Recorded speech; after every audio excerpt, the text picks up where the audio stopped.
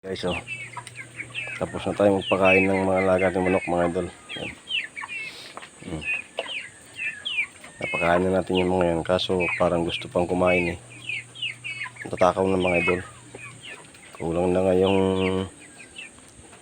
2 kilo sa isang kainan lang. Ayan, oh, dahil na, oh. Ang lalaki na. May 2 kilo na yata isa niyan. Oh, higit pa, mga idol. Yan, lalaki na, oh. Yan din naman natin yung kakatayin. Paiitlogin lang natin sila, mga idol. Ayan. Paiitlogin natin lahat yan, mga idol.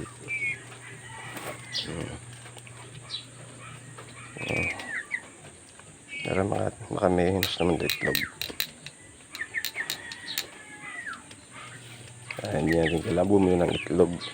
Tayo na magbebenta ng itlog. Bye bye.